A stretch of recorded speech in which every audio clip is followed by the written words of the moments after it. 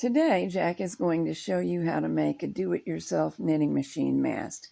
You may have a need for one because your machine didn't come with a mast or it's broken. That was the case with the white machine I'm knitting on now. It did not have a mast when I bought it. The mast from my Superba machine would work if I had not damaged the tension discs. So that's a project for another day, and we're using the do-it-yourself. You will need to buy a knitting machine mast. It just doesn't have to be one that matches your machine. Ideally, however, it will definitely work better if you buy one that is for the same gauge of machine. The reason that a Singer mast won't work in a Brother and a Brother mast won't work in a Superba is the way they sit into their sockets. Although they do look different from one another, they function in the same manner, and we have used this particular mast on probably hundreds of machines. That was in its original incarnation. Jack fancied it up like crazy today, and we're going to show you that. But here's the original, made with these ingredients. A paper towel holding spike. These are for sale, still new. This one came from the thrift store, however. Its base is down here. On that base, 2 plastic-covered concrete weights of the kind that are very common for home weightlifting and are also very common at the thrift store. Originally, I fastened my purchased mast to the taller of the paper towel spikes with brightly colored duct tape. But amazingly, you can only get a certain number of years out of duct tape, and mine is worn out.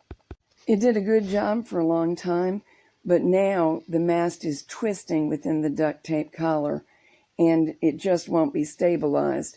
It still works, but swinging to and fro like that invites yarn tangles. So that's what we're fancying up today. If you're building one from scratch, you're going to probably want to assemble the ingredients Jack uses and do that from the get-go. It is far superior. The first thing we needed to do is remove all the duct tape, and we used this product. Jack cut it with a razor blade, peeled it off as best he could, and then scrubbed with the scrubby towels to get the residue off. I felt it should really be gone because if yarn touched any of that old residue, it would temporarily hang up and create yarn feeding problems. And first, we're going to let him explain what he's doing. You may need to turn up your sound because he's being recorded as he speaks to you rather than doing a voiceover as I am now. In this section, he's showing you the completed project and how he got there. After this part, I'll show you video of him actually putting it together. All right, if you'll see, the mast is going to go outside the loop of our support. Or towards us. Right, on this side of the supports. So that's why we started here with the band at the bottom simply to simulate what's going to happen here because it has no place else to go. If we hadn't done this... And by this, you mean placing the rod in front of the clamp band. Right. We're going to call each one of these a friction band because that's what we're creating. But by putting the rod in front of this one, then when we apply pressure here, it's going to keep the rod from tipping in to the weight assembly at the bottom, just like it can't go in at the top. So we started here, we put this one on, we tightened it up pretty good so that we have the rod outside of the plane, which I will show you, of those 2 loops. You see the rod's outside of this 2 rods, and we've done that at the bottom. Yes. Then we started here, matching holes. By which you mean the second friction band. Yes, second friction band. Your hand is blocking. We matched a set of holes front and back, and we put this in with a lock washer and the bolt, and we pulled it together just enough that it'll hold. Then we came up and we put this one in. This one is using a stove bolt. You can see that the stove bolt's got a little squared area on it. that means it won't pull through the hole. When it gets down there and you start tightening it up, that squared area starts to bind into the hole because we got no way to hold this one. But when we come around, you can see how tightly it closed it up around So the you're rods. saying the band is tighter because of using the stove bolt. Okay. Right. You can see here, there's a gap. Now I will take the pliers and come back and squeeze this, which will help. But you'll notice there's nothing gap here, no gap there. The stove bolt is helping to do that. Then we came up and put the top friction band on, and you notice it's got the long screw. Sometimes you have to use a long screw and come through at a little bit of an angle to line the holes up, and then as you tighten it, it pulls the plumbing strap in. And that's what we did there. Now you can see this can't twist unless you put a lot of torque on it. And the yarn can put some pressure, but not the kind that it takes anymore. Right, yes. And like I said, we're going to come back and pinch these on this side. And you see how it straightened it up. It gets it tight. We're going to need to do the same thing here if I can get my little fat hands in there. If these needle nose pliers don't give you enough torque, use slip jointed pliers, which will let you...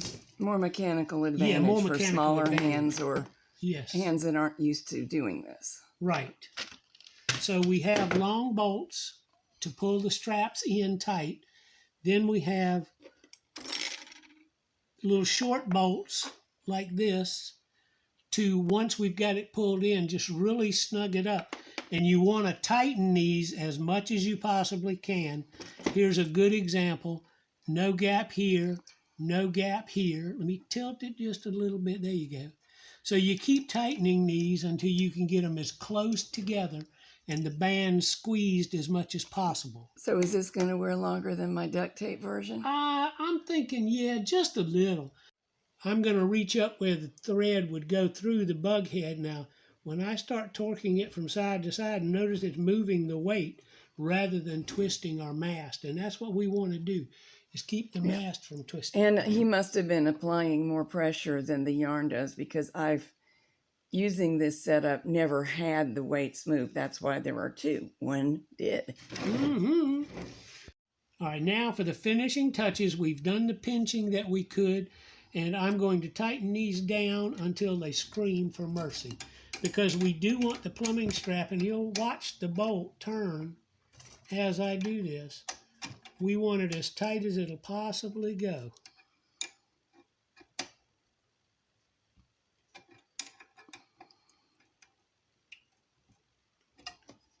And see, we've still got a little bit of a gap right here, but this one's not as important as these.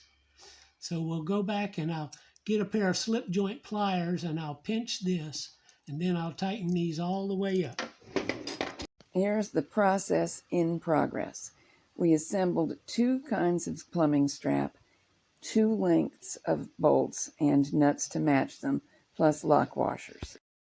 For each of the four positions, starting at the bottom, a piece of plumbing strap was inserted where we wanted it, then bent to fit, and it's necessary to match a hole on the front and on the back. Here he started the bolt into the hole so as to be able to find the bolt on the back with another of the holes in the plumbing strap. Here he's marking the necessary length for the segment of plumbing strap, removing it from its position again so as to trim it properly, and also rounding the corners by snipping them off. Back into its position on the assembly, squeezing it together. Now inserting a bolt into the hole and making sure that the position of the mast stays true, vertical, and in front of our towel supports. Using needle nose pliers to align the holes so the bolt will go through properly. In comes the bolt, and it gets tightened down. Not as tight as it will eventually be, This one does not get a lock washer. Now the second piece of strap is getting fitted, wrapped around, holes aligned, which we can't see, but he's doing, the length that it needs to be marked, trimmed to length and the corners rounded. The second one goes on a little bit differently than the first one in that it needs to be wrapped around the mast. We put the mast in front of the first one to brace it on the plane, as he told you about earlier. The bolt is getting inserted through the front hole, and it will come out the back hole. Now the lock washer and the nut.